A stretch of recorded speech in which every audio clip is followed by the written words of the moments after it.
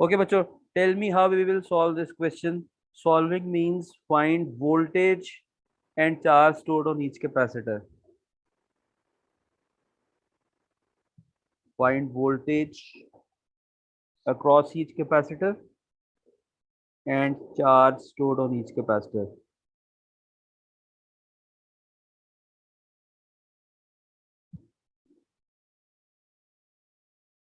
जी बच्चों, can anyone tell me what we will do in the beginning?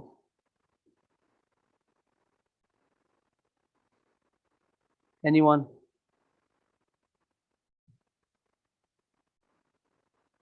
बच्चों, ये ना सीरीज है ना पैरेलल है, it is combination of series and parallel. जी, इफेक्टिव कैपेसिटेंस फाइंड करने की जरूरत नहीं है, लेकिन अगर आप कहते हैं तो इस सर्किट की इफेक्टिव कैपेसिटेंस फाइंड कर लेते हैं। अगर आप इसकी इफेक्टिव कैपेसिटेंस फाइंड करेंगे, उसकी वैल्यू 20 माइक्रोफैरेड्स आएगी। अब नेक्स्ट स्टेप बताएं। पैरेलल में क्या चीज कांस्टेंट होती है? What is constant in parallel? Voltage. Yes, voltage is constant. So how many branches are present in this circuit? Two branches.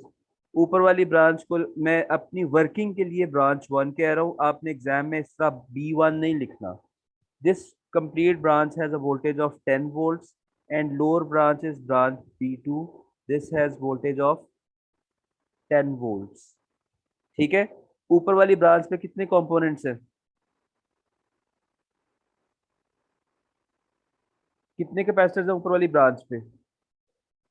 सिर्फ एक ही कैपेसिटर है, तो ये सारे के सारे 10 वोल्ट्स इसको मिल जाएंगे। ठीक है, so what is the value of V1?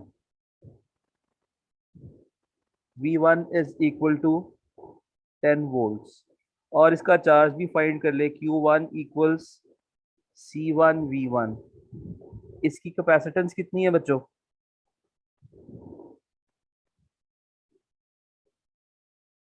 12 microfarad और इसकी वोल्टेज है 10। From here you will get effective charge of 120 microcoulombs. 120 microcoulombs, right? Okay, branch तो ये पूरी की पूरी सॉल्व हो गई है। इसकी वोल्टेज भी आ गई है, इसका चार्ज भी आ गया है। Charges 120 microcoulombs. जी बच्चों, tell me how we will solve the lower branch. Branch B2 की इफेक्टिव कैपेसिटेंस कितनी है?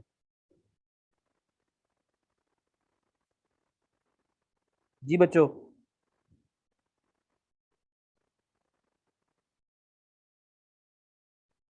8 microfarad. Yes, 8 माइक्रोफैरड्स।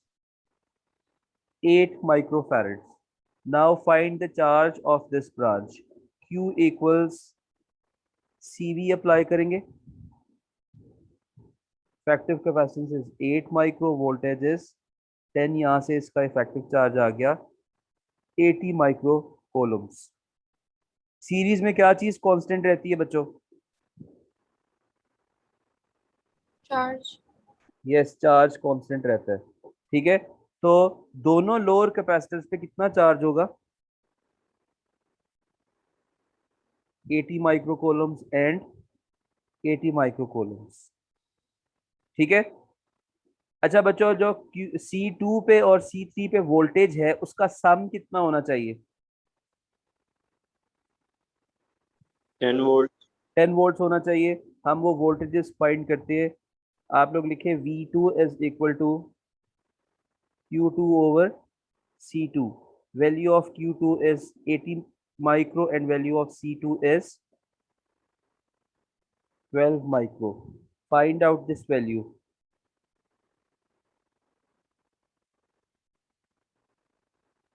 6.67 volts. 6.67 volts. And the value of V3 is equal to Q3 over C3. ठीक है, value of Q3 is 120 microcoulombs and value of C3 is 24 microcoulombs. यहाँ से कितनी voltage आ रही है बच्चों? 3.33 वोल्ट्स। अगर हम इन दोनों वोल्टेजेस को ऐड करें, इसका सम किसके इक्वल है? 10 वोल्ट।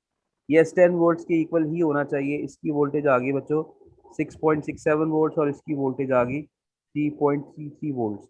और मैंने आपको यही बताया था कि सीरीज में जिस कैपेसिटर की कैपेसिटेंस कम होती है उसकी वोल्टेज ज्यादा होती है, because in this case capacitance and voltage are directly proportional और inversely proportional? University. Yes, inversely proportional with value of charge in series is constant. ठीक है? So in this circuit we have found value of each charge on each capacitor and voltage across each capacitor. We have solved this circuit already. अच्छा, इस battery ने charge किया ऊपर वाले capacitor को, कितना ओवरऑल चार्ज प्रोवाइड किया बच्चों? ऊपर वाली ब्रांच को कितना चार्ज प्रोवाइड किया? 120 माइक्रोकूलम्स। लोअर ब्रांच को कितना चार्ज प्रोवाइड किया? 80 माइक्रोकूलम्स, जो कि नीचे वाली ब्रांच में कांस्टेंट रहेगा। तो ओवरऑल इफेक्टिव चार्ज कितना प्रोवाइड किया इसने? 200। 120 प्लस 80 इज 200 माइक्रोकूलम्स। इसको कंफर्म करते हैं यहाँ से। Q effective is equal to C effective multiplied by effective voltage. What is effective capacitance of this circuit? ये टॉप पे लिखी हुई है।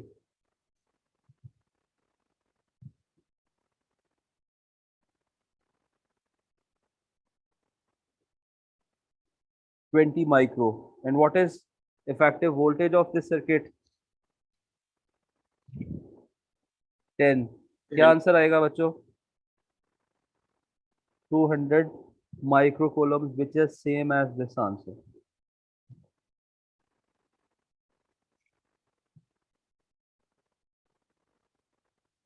जी बच्चों, any question regarding this?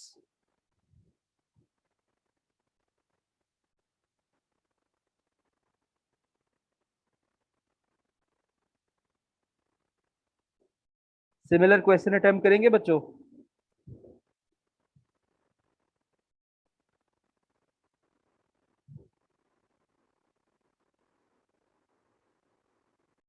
Okay बच्चों, we have this question in front of us. Can we convert this circuit in a series circuit? बच्चों, इस सर्किट का अगर सीरीज सर्किट बनाऊं मैं यहाँ साइड पे, how that circuit will look like? एक 9 माइक्रोफैरेड्स का कैपेसिटर आएगा, इसके साथ पैरेलल में एक सिंगल कैपेसिटर आएगा 6 माइक्रोफैरेड्स 18। और 12 माइक्रोफैरेड पैरेलल में। याद रखना हमेशा आप सिंपली इनको ऐड करते हैं, तो you will have another capacitor of 18 microfarads, 9 microfarads and 18 microfarads। इसके हिसाब से सॉल्व करते हैं ताकि इनकी वोल्टेजेस आ जाए हमारे पास। ठीक है? ओके, इसके लिए सबसे पहले आप लोग चार्ज फाइंड कर लें। उसके लिए आपको इफेक्टिव कैपेसिटेंस फाइंड करनी पड़ेगी। What is effective capacitance of this circuit? 1 over effective 6. capacitance is equal to 1 over 9 plus 1 over 18. Yes, the value of effective capacitance is coming out to be 6 microfarads. Now find the value of charge. Effective charge equals CV. Effective capacitance कितनी है? 6 micro. और voltage कितनी है? 18। 6 multiply by 18, value बताएं। 108. 108 micro coulombs. और series में charge constant होता है, इस वजह से दोनों कैपेसिटर्स के ऊपर कितना चार्ज होगा? 108 माइक्रो कोलम्स और 108 micro coulombs. Let's call it's voltage V1 और इसकी वोल्टेज V2। जो V2 की वैल्यू आएगी वो कौन से दो कैपेसिटर्स की वोल्टेज होगी? C2 and C3। Ji, C2 और C3। C2 और C3 की वैल्यू होगी। ठीक है, so find out the value of V1 first. C1 over, sorry, Q1 over C1. Value of Q1 is 108 and value of C1 is, find करें value कितनी आ रही है. 12. 12. Yes, 12 volt. तो फर्स्ट कैपेसिटर की वोल्टेज आपके पास आ गई 12 वोल्ट्स और इसका आपके पास चार्ज भी आ गया है 108 micro coulombs.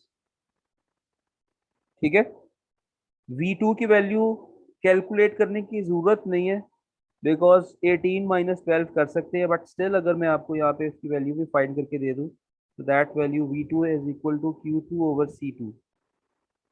Q2 is 108 micro, value of C2 is 18 micro. क्या आंसर आ रहा है यहाँ से? 6 वोल्ट्स. ये 6 वोल्ट्स किस किस की वोल्टेज है बच्चों?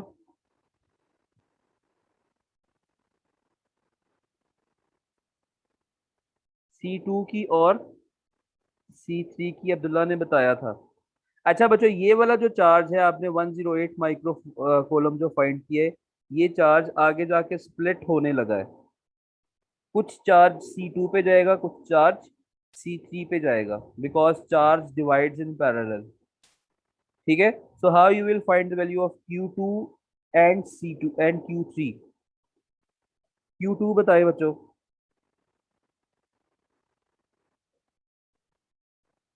C2 V2. ठीक है, what is value of C2? 6 microfarads and value of voltage is also 6. यहाँ से क्या आंसर आ रहा है बच्चों? 36 36. Micro coulombs. ठीक है, value of Q3 C3 multiply by V3. ठीक है, value of C3 is 12 microfarads, value of V3 is 6. 72 micro coulombs. इन दोनों चार्जेस को ऐड करो बच्चों जल्दी से.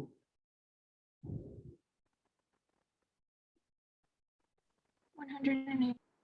जी 108 जो कि प्रीवियस कैपेसिटर की कैपेसिटेंस है. मैं यहाँ पे लिख भी देता हूँ. इसका आंसर आया 36 माइक्रो कोलम्स और इसका आंसर आया 72 माइक्रो कोलम्स. और इन दोनों को जब ऐड किया you will get 108 micro coulombs.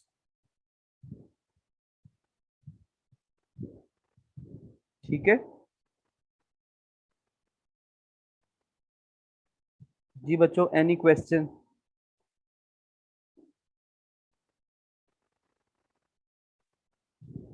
So we will solve more question in past paper. अभी आप लोग हेडिंग लिखिए uses of capacitors.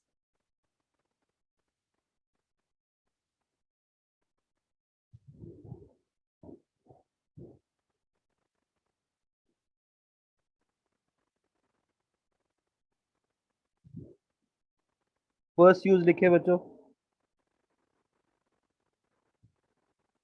Capacitor blocks direct current. ठीक है, कैसे ब्लॉक करता है देखिए बच्चों. ये एक बैटरी है, ये एक कैपेसिटर है. Let's suppose initially capacitor is fully uncharge. Battery has voltage of 10 volts. ठीक है, कैपेसिटर के ऊपर कितनी वोल्टेज होगी once it is fully charge?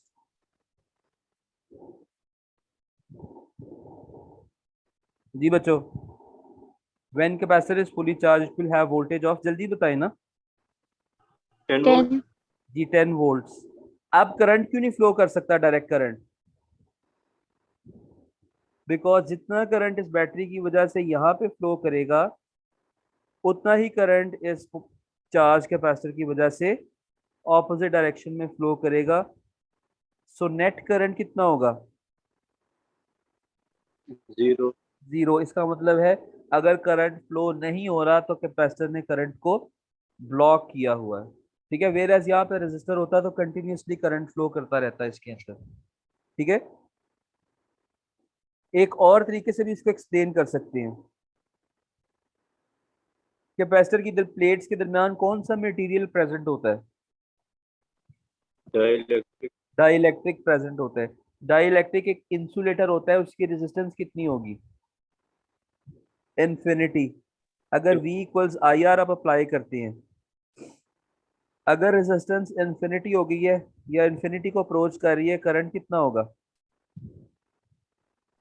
0। Zero. So this is also an explanation why capacitor blocks current. ठीक है। अब मैंने आपको बताया था कैपेसिटर थोड़ी सी एनर्जी स्टोर करता है और वो जल्दी से सप्लाई करके खुद को डिस्चार्ज कर लेता है। तो इसका एक और यूज लिखें, capacitor is used to provide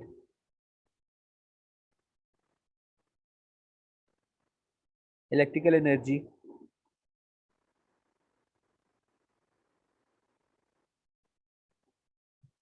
in short time,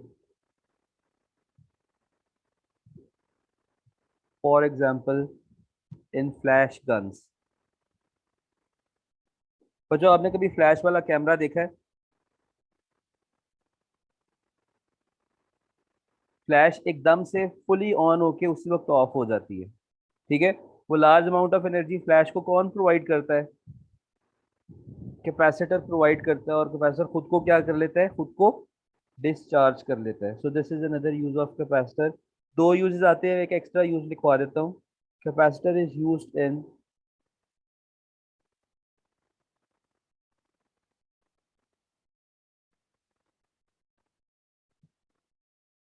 smoothing circuit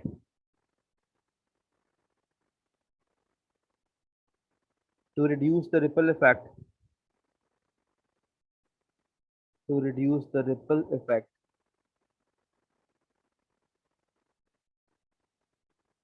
in the output of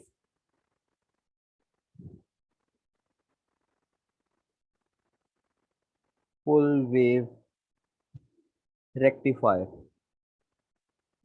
full wave rectifier। बच्चों ये शायद अभी आपको समझना है, बट हमने ये पूरी चीज विद डायग्राम ऑल्टरनेटिंग करंट के अंदर स्टडी करनी है। तो इस पॉइंट पे आपका ये चैप्टर कंप्लीट हो गया है।